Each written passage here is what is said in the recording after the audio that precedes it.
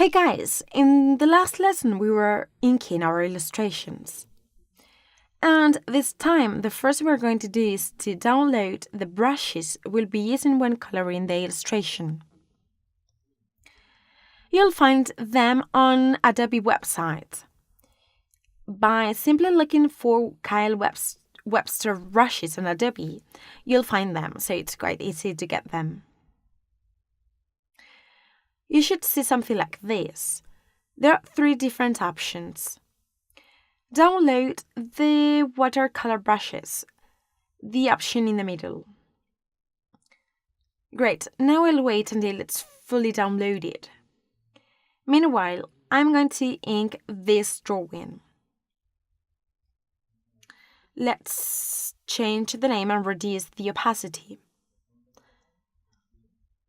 Awesome. So let's start inking. Use the same brush as before and to make sure it's dark and the stroke can be modified.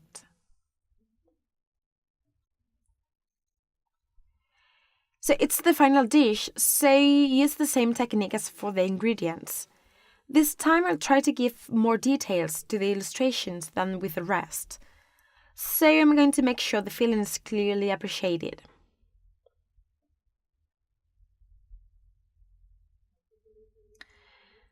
And that's why I'm using irregular lines. Okay. Make the same with the other one. Use curved and sharp lines.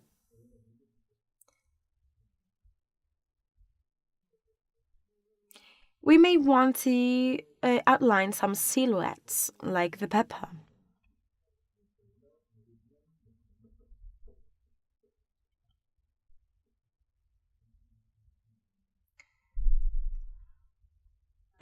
However, we can say that the inking is more or less completed, in general terms.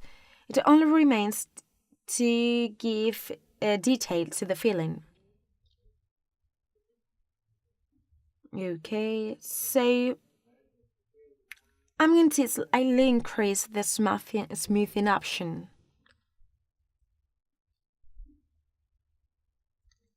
This could be the onion or jalapeno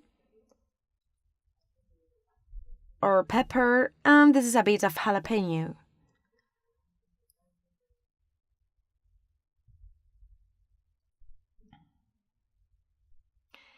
However, in order to simplify the outline, I'll divide the filling into sections so that it looks more like a real filling with a lot of ingredients. So now we have 3 different sections. And now I'm going to add these irregular circles to the tortillas to generate texture. All these are just details that contribute to complete and improve the illustration. And this would be the result without the sketch. Save the inked illustration and right after that, export the watercolor brushes to Photoshop. Export them by simply dragging the file to Photoshop. Guys, let's go to the panel on the right and go to the bottom. Want to organize the layers in different folders. One for the sketches, another one for the line art. This way we won't lose any element and will work in a more organized way. So, okay, this would be the line art, okay.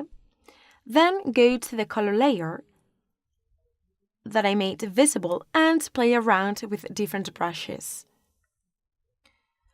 Try them out and experiment. You can work with any brush, although I recommend that you use this one, since it's really good at creating a watercolor effect.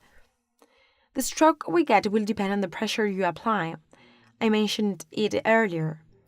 And we can get a quite real watercolor effect taking into account this parameter. I think this one's really cool and quite similar to actual watercolors.